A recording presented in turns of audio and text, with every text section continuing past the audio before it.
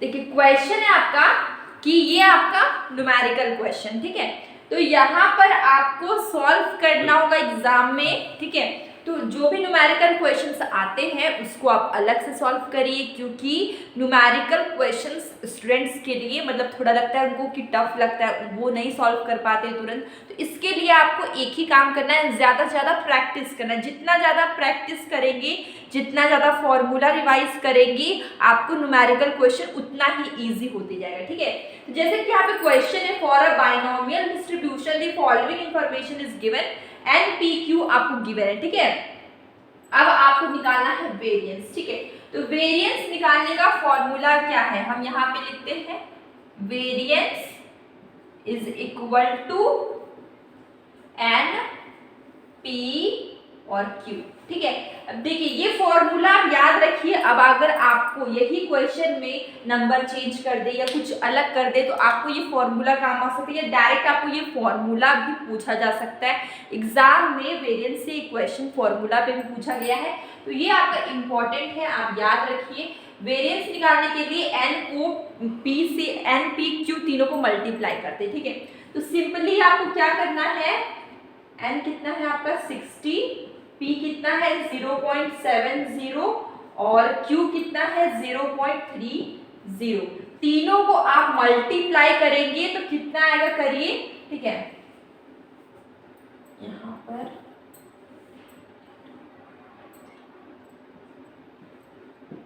आपका कुछ मल्टीप्लाई करके 12.6 आएगा। आप ऑप्शन में देखिए 12.6 कहां पे, देखिए फर्स्ट ही ऑप्शन आपका 12.6, मतलब कि आपका सही आंसर हो गया 12.6। आंसर आपका सही है 12.6, ठीक है। तो ये आपको क्या था, न्यूमेरिकल क्वेश्चंस था। तो ये जो क्वेश्चंस मैंने लेकर आए हैं, देखिए यहाँ पर ये क्वेश्चन आपकी यूजीसी नेट क्वेश्चन पेपर के क्वेश्चन है, ठीक है। और यहाँ पर एक क्वेश्चन मैंने लिया है, दो क्वेश्चन मैंने लिखा है, एक साइड इधर वन क्वेश्चन इधर वन क्वेश्चन, ठीक है। तो ये क्वेश्चन हम देखते हैं, if elasticity of a non linear demand curve, ठीक है। ये लीनियर नहीं है, मतलब कि कुछ डिमांड कर्व आपका ऐसा हो सकता है, ठीक है। तो remain constant through out the slope of the curve. अगर आपका नॉन लीनियर डिमांड कर्व होगा, ठीक है, स्ट्रेट लाइन नहीं होगा, लीनियर नहीं होगा, नॉन लीनियर होगा, तो इस पे स्लोप आपका कैसा होगा, कर्व आपका कैसा होगा, slope of the curve will be positive होगा, अनचेंज्ड होगा, या फिर very from point to point, ठीक है। तो देखिए आप यहाँ पे देखिए, अगर ये नॉन लीनियर कर्व है तो यहाँ पर कुछ और वैल्यू होगा, यहाँ पर कुछ और, यहाँ पर कुछ और, ठीक है। तो ये क्या कर रहा है, हर पॉइंट पे ये क्या हो रहा है, वेरी कर रहा है, हर पॉइंट पे ये क्या अलग अलग है, ठीक है। तो इसका मतलब है कि इफ इलास्टिसिटी अगर आपका नॉन लीनियर है, लीनियर नहीं, लीनियर मतलब कुछ इस तरीके का कर्व, ठीक है, इस तरीके कुछ ऐसा, मतलब इस तरीके का नहीं, सॉरी, जो भी कर्व आपका बनता है स्ट्रेट लाइन, इस तरीके का कर्व, इस तरीके का कोई कर्व नहीं है और आपका नॉन लीनियर कर्व है, इसका मतलब कि ये हर पॉइंट पे क्या होगा, चेंज होगा, हर पॉइंट पे क्या होगा, वेरी करेगा, ठीक है। इस पॉइंट पे कुछ और है, इस पॉइंट पे कुछ और है, तो ये क्या है, हर पॉइंट पे ये क्या हो रहा है, वेरी कर रहा है। तो elasticity of non linear demand curve remain constant होगा throughout the slope of the curve will भी क्या होगा, vary from point to point, ठीक है। तो ये क्वेश्चन आपको समझ में आ गया, बहुत ही सिंपल है। अगर आपका इलास्टिसिटी ऑफ डिमांड, ये आपका क्या होगा, अगर ये स्ट्रेट लाइन नहीं है, ये कर्व आपका कुछ इस तरीके का नहीं है, ये कर्व अगर आपका नॉन लीनियर है, ये दोनों क्या लीनियर है, अगर नॉन लीनियर है, कुछ इस तरीके का कर्व है, तो ये क्या हर पॉइंट पे चेंज हो रहा है, हर पॉइंट पे क्या कर रहा है, वेरी कर रहा है, ठीक है। इसका आंसर क्या होगा, vary from point to point, answer is C, ठीक है। अब हम लोग इस क्वेश्चन में देखते हैं, as per the report of the third working group, ठीक है। थर्ड वर्किंग ग्रुप कब हुआ था, 1998 में, याद रखिए। Which of the following measure is used by RBI, ठीक है, which of the following measure is used by RBI, ठीक है, to measure the total money supply, ठीक है। देखिए यहाँ पर थर्ड वर्किंग ग्रुप जो कि 1998 में हुआ था, यहाँ पर कौन से मेजर का यूज हुआ है? आरबीआई किया है to measure the total money supply. Total money supply को मेजर करने के लिए कौन से मेजर का यूज हुआ है, ठीक है। तो हम लोग ने मनी सप्लाई में M1, M2, M3, M4 ये सब हम लोग ने पढ़ा हुआ है, ठीक है। अगर आपने मनी सप्लाई नहीं पढ़ा है, मैंने एक छोटा सा एक वीडियो बनाया है जिसमें कंप्लीट मनी सप्लाई आपको मिल जाएगा मैक्रो इकोनॉमिक्स के प्लेलिस्ट में, तो आप मनी सप्लाई पढ़िए, क्योंकि यहाँ पर मनी सप्लाई से जो इसके जो कंपोनेंट्स होते हैं उससे बार बार क्वेश्चंस पूछे जाते हैं, ठीक है। तो उसको आप बहुत ध्यान से पढ़िए, ठीक है। तो मनी सप्लाई के मेजर की बात करते हैं जो आरबीआई यूज किया, किसमें? As per the report of third working group जो कि 1998 में हुआ था। इसका आंसर होगा M2 और M3, तो आंसर सी इज करेक्ट, ठीक है।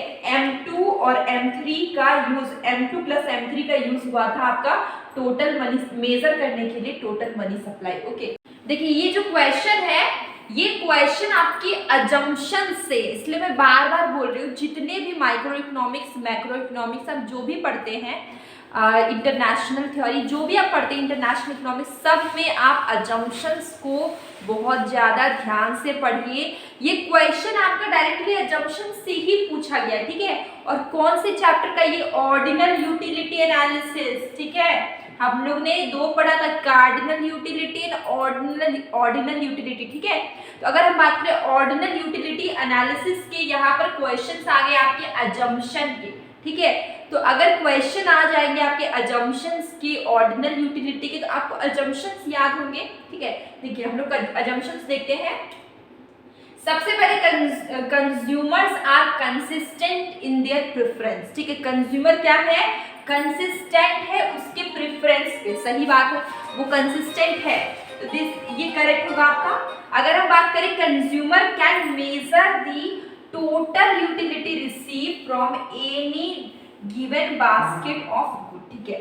क्या कंज्यूमर मेजर करता है अपनी टोटल यूटिलिटी को from any given basket of good? तो एक बात बता देते हैं, ऑर्डिनल यूटिलिटी में मेजर नहीं करते, कंपेयर करते, ठीक है। ऑर्डिनल यूटिलिटी की बात करें, मेजर नहीं होगा, यहाँ पे कंपैरिजन होगा, तो ये आपका रॉन्ग है। इसके बाद थर्ड पे आते हैं, कंज्यूमर प्रेफरेंस फॉलो ट्रांसिटिविटी, सही, कंज्यूमर फॉलो करता है ट्रांसिटिविटी, तो यहाँ पर दिस इज करेक्ट, ठीक है। इसके बाद हम बात करें, consumer are non satisfied with respected to goods they confront, ठीक है। अगर उसको सेटिस्फाइड नहीं हुआ तो वो क्या करेगा? उस चीज को कन्फ्रंट करेगा, ठीक है, सही बात है, करता है। और कंज्यूमर आर इरेशनल, नहीं, यहाँ पे ऑर्डिनल की बात कर रहे हैं, कंज्यूमर इरेशनल नहीं होगा, कंज्यूमर आर रैशनल। यहाँ पे अगर रैशनल होता तो आपका ये सही हो जाता, तो यहाँ पे ये क्या है? इरेशनल है, इसका मतलब ये रॉन्ग है, ठीक है। तो इसमें करेक्ट कौन कौन सा है? हम लोग ने ऑप्शंस पढ़े, consumer are consistent in their preference, सही बात है, कंसिस्टेंट है, ये सही है। और consumer measure total utility receive, ठीक है, तो वो मेजर नहीं करता है, कंपैरिजन करता है, तो ये क्या हो जाएगा? आपका रॉन्ग हो जाएगा, ठीक है। उसके बाद अगर हम बात करें, कंज्यूमर प्रेफरेंस फॉलो ट्रांसिटिविटी, सही बात है, ये सही है। Consumer are not satisfied with respect to goods, ठीक है, अगर उसको सेटिस्फाइड नहीं होगा किसी गुड से जो रिसीव किया तो वो कन्फ्रंट करेगा, सही बात है, करता है। Consumer are irrational, wrong, consumer irrational नहीं होता है, कंज्यूमर क्या होता है? रैशनल होता है, तो इसमें ए, सी और डी करेक्ट है। अब हम लोग ऑप्शन में देखते हैं, ऑप्शन हमारा कौन सा है? ये B C D wrong, C D E भी रॉन्ग, ए सी डी ये क्या है? आपका करेक्ट है, तो आपका करेक्ट आंसर कौन सा है? ये वाला ए सी डी। देखिए करेक्ट आंसर आपका क्या है, यहाँ पर आप देख सकते हैं ए सी और डी, ये तीनों ऑप्शंस आपके करेक्ट हैं, ठीक है। तो आपका जहां पर भी ए सी डी आपको मिल जाए आप वहां पे टिक लगा दीजिएगा। और मैं बहुत ही बार बार रिपीट कर रही हूँ, अजम्पशंस आप बहुत ध्यान से पढ़िए, अजम्पशंस से बहुत ज़्यादा ही क्वेश्चंस पूछे जा रहे हैं। फॉर्मूला बहुत ध्यान से पढ़िए, फॉर्मूला से बार बार क्वेश्चंस पूछे जा रहे हैं, ठीक है। एक जगह इकट्ठा करके पढ़िए फॉर्मूला को और बार बार मल्टीपल टाइम्स रिवाइज करिए, क्योंकि क्वेश्चन भी अगर आप करेंगे तो आप अटकेंगे नहीं अगर आप फॉर्मूला को क्लियर रखते हैं। और फॉर्मूला पढ़ने के बहुत सारे फायदे ये हैं कि आप न्यूमेरिकल्स भी आप बहुत इजीली सॉल्व कर सकते हैं अगर आपको फॉर्मूला याद होगा, ठीक है। तो अब हम मिलेंगे इसी के साथ कल एक न्यू वीडियो में। और अगर आप आज के क्वेश्चंस, आज का सेशन आपको अच्छा लगा तो आप मेरे चैनल को प्लीज़ लाइक शेयर सब्सक्राइब करें, ठीक है। और मैं डेली क्विज डालती हूँ जो कि आपके नेट की एग्ज़ाम के क्वेश्चन पेपर के ही क्वेश्चंस होते हैं। और अगर आपको अभी तक में कुछ भी अगर आपको डाउट लगता है या अगर आपको कोई चैप्टर पढ़ना है तो प्लीज़ मुझे कमेंट बॉक्स में ज़रूर बताइएगा।